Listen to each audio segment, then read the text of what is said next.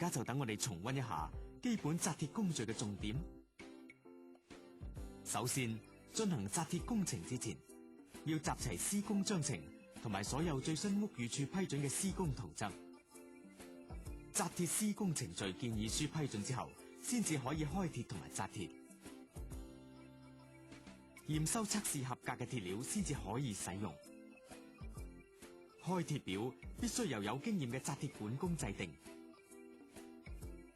太多鐵鏽同埋鱗片嘅鐵料就唔應該使用。工人必須按開鐵表開鐵，而屈鐵必須以不同嘅屈鐵盤配合。開好嘅鐵料就必須綁上適當嘅記號，必須提供清晰準確嘅平水墨線。紮鐵之前，紮鐵管工應該複核鐵料嘅種類同埋數量。所有鐵枝交接位同駁口必須穩固紮妥。紮鐵管工必須按最新嘅施工圖則嚟校對紮鐵位置、尺寸同埋鐵與鐵之間嘅距離。另外，要確保各個部分都有足夠嘅石屎保護層。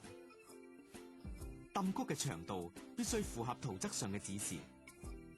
駁口鐵嘅長度必須根據圖則上顯示嘅長度紮妥。留意落仔嘅中至中距離，同埋必須將震落仔上下紮穩。整個紮鐵工程應該先同各行業互相配合，以制定紮鐵步驟。預留暗喉嘅地方，應該盡快紮妥樓面底鐵。各類流窿同埋套通嘅地方，必須加上足夠嘅 trimming bar。整個紮鐵過程必須經大判管工監管審核，同埋工程師驗收合格之後，先至可以安排落石屎。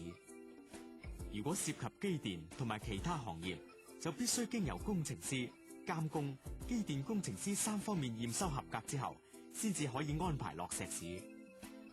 喺落石屎之後，應該盡快清理鋼筋上嘅污漬。所有趷雞樓面主鐵要放喺樓面上方，同埋必須一次過落石屎。柱頭鐵必須保持企同埋垂直嘅位置。喺建築地盤嘅所有工序，其實都有好明確嘅指示同嚴格嘅規矩。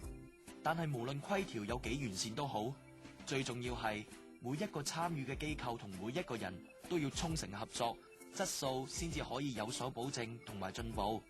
齊心合力，上下一心，提升住屋嘅質素，為人為己，提供一個理想嘅家居，係我哋建築業每一個人嘅份內事。